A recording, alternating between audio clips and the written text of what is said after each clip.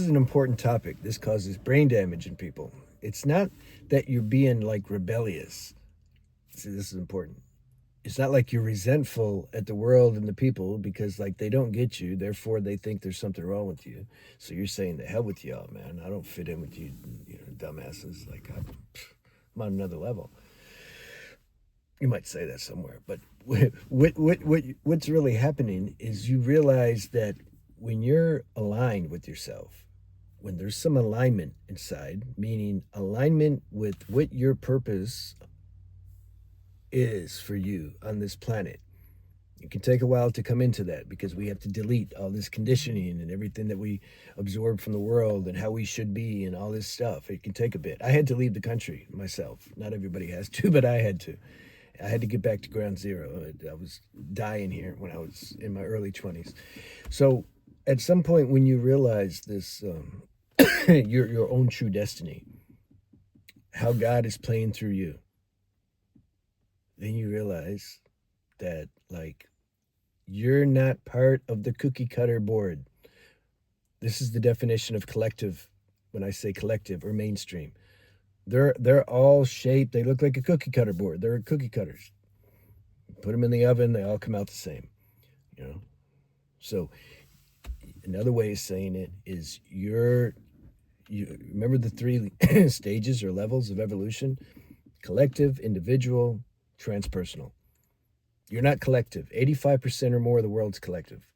You're the individual. You've come out of that or are coming out of that, and now you're more into your individual sense of a self, in your individual karma, in your little peculiarities and idiosyncrasies, and it's more subtle.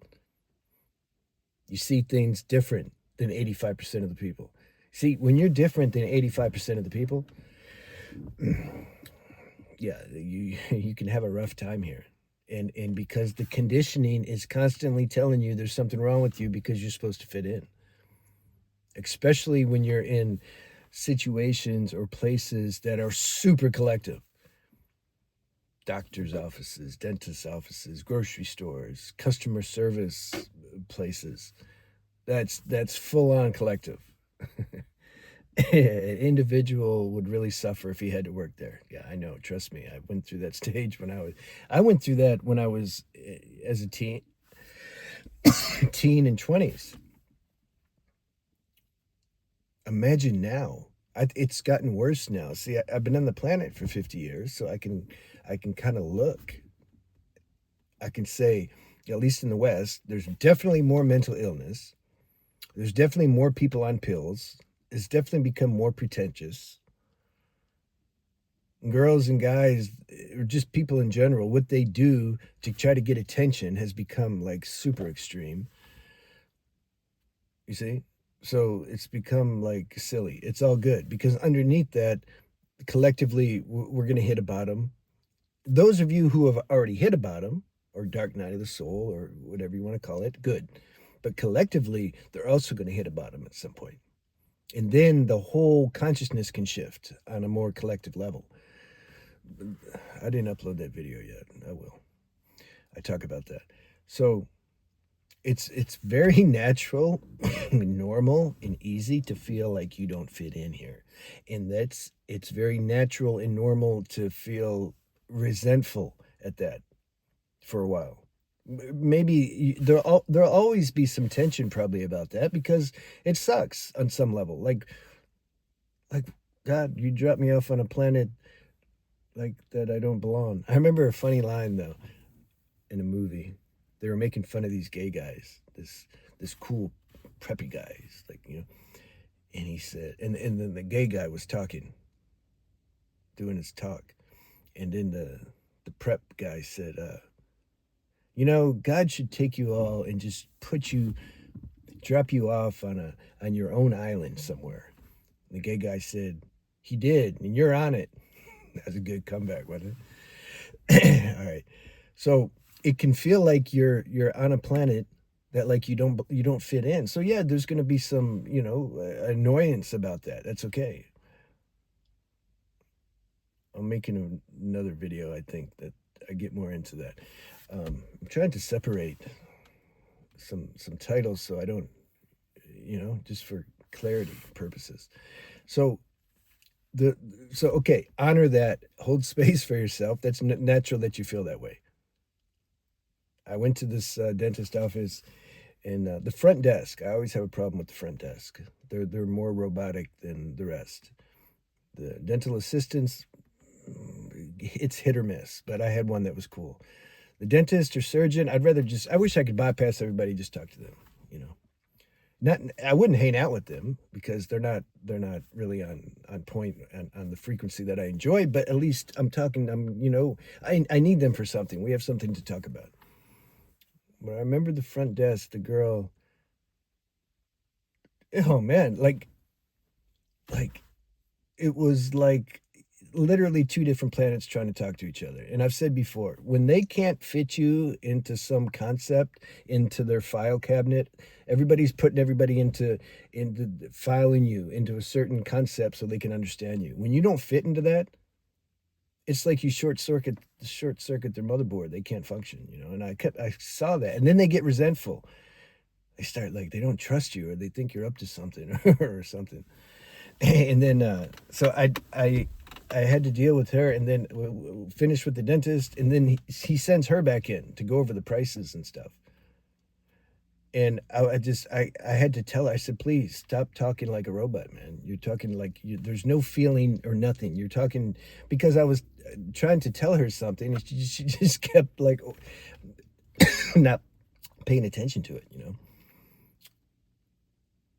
And finally, I said, "Look, I can't deal with you. Can you get this other girl? I like another girl, and you got to find your people. That's the thing. And don't be shy to ask for your people if you're in a certain setting where, like if you're at the doctor or dentist office, if there's somebody else that you can deal with better, intuition tells you that, man, do it. Do it. Don't why set yourself up for more discomfort? It's a spiritual principle to get comfortable enough with yourself, to take care of yourself enough to where you ask for what you need. There's no need to be in uncomfortable situations when it's not necessary. If God has you in one because there's some service you're supposed to perform there or do something that's different, then he'll give you the power to deal with that. But otherwise, there's no need. So at some point, those who are more on individual level, you realize, like, you're like, yeah, I'm not gonna be able to fit into this world. It's just the way it is. This is when you and God have to become a majority. You have to just do your own thing. You're here to do your own thing. You become aware, sit quiet, sit with yourself, do it more than once, and get the downloads. And it's like, why am I here? You're here to burn off karma. You're here to experience certain desires that you have, that you came here with. And you need to fulfill them, have that experience, so then you don't need to mess with it anymore. I'm trying to make a separate video on that. So it no longer, when you give up the feeling or the need that we're conditioned with since we're a kid, that our family conditions us with, and society, and everybody's like trying to show you how to get along with the people. I'm here to tell you, you don't need to get along with them. You get along with them in a cordial way if you need to. But this shouldn't be, you shouldn't define your self-worth or your level of spirituality on how well you get along with the world. I had a real good teacher, authentic teacher in India. Non-commercial teacher. I hope this doesn't get too hot and shut off. It's happened before. And he told me, if too many of the collectives start paying attention to me, I need to go home and look at myself, man. And that stuck with me. It's true. That's why I get a little nervous. I start getting like almost 50,000 subscribers. Oh, it's cool. It's cool. I got to remember there's 8 billion people, so maybe it's okay. So you get to where you trust yourself. You're here for a reason. I remember in the NA book, I like that's a good book, Narcotics Anonymous book. I was reading that a long time ago, and it said, we get clean, and then we become productive members of society. I was sharing the other day with somebody. I said, yeah. I said, but the definition of productive member society for me isn't that I go and become part of the society and and I talk their talk and laugh at their things that they laugh at. No, that's not my definition of productive member of society. Productive member of society means I've realized my purpose, God ordained purpose for being here. I'm fulfilling that. And I get along with society enough to where, like, I'm not hating them or trying to kill them or anything. You know, I let them be who they are, and I only deal with them when necessary. That's wisdom. That isn't like running from life. When I was younger, though, I couldn't accept that, because the messages that I'm delivering here, you don't hear much, which I feel like is why I feel an inclination to speak on these things. I feel like they need to be heard by those who are supposed to hear it. Don't doubt yourself. Don't doubt yourself. Don't compare and judge yourself based on what others are reflecting back to you. You know that old saying, the spiritual cliche, if you spot it, you got it. Or people are just mirroring back to you what you are. Yes, sometimes not. If you spot it, you got it thing, I can debunk that easy. You can spot it because, like, you're aware of it. You're aware, you have a deep level of awareness, so you can spot ego. Doesn't mean you have it. I had to really, God had to be my teacher. Or I had a couple that really were on the same frequency and we could talk. But majority, we can't. They'll just mess you up. They'll make you more feel worse, because, like, they don't understand you. It's better only talk to people who understand you. If there is nobody, don't talk to anybody. I remember my mentor, when I was selling cars, and I would call him and I would try to explain I said, look, I'm trying to tell the bosses this and that, and I'm asking them, this and that. And he says, man, stop talking to them. I said, yeah, but, like, he said, no, they don't know what you're saying. I said, I know, they keep getting offended, and I don't mean to. He says, yeah, that's my point. Don't talk to them. You answer the question if they ask you something, that's it. So I've learned that over the years, and it was hard. It took a while. It's like you have God's given you training, man, to really be self-contained in yourself. To really be comfortable with your own self, despite that's like one of the challenges of the special forces training I talk about sometimes, is to be dropped off on a planet almost where nobody understands you. Not only don't understand you, misinterpret you and think ill of you,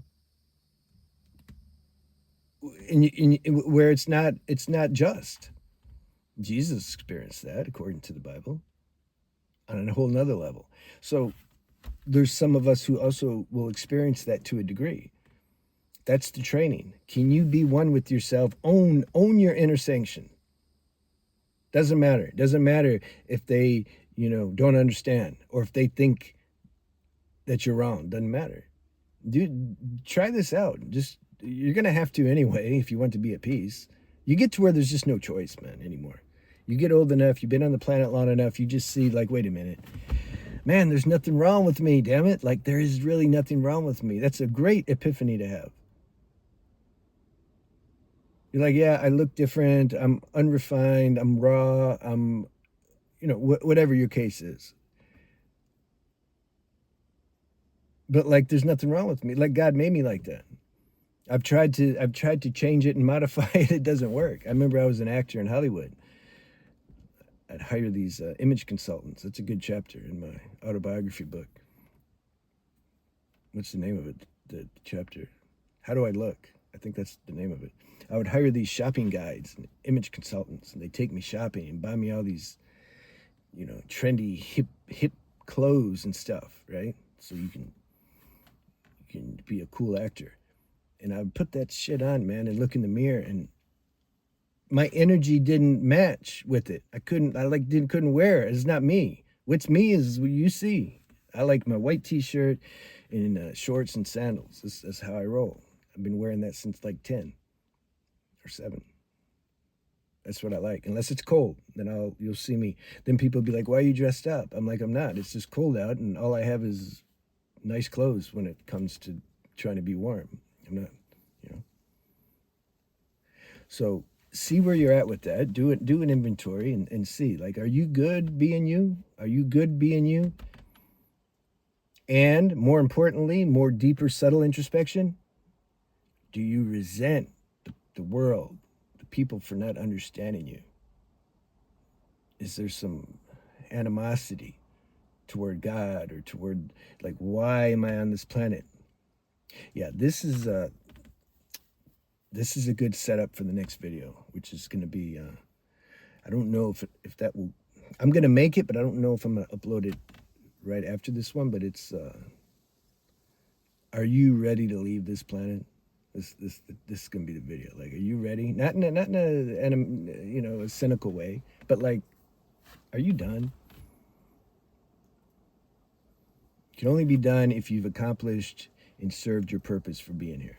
You can't, like, there's not a cheat code where, like, this sucks so bad I'm gonna leave. No, you gotta, like, do your thing. It's like the military. When you sign up, you sign those 4 years or 2 years or 6 years, you're in it.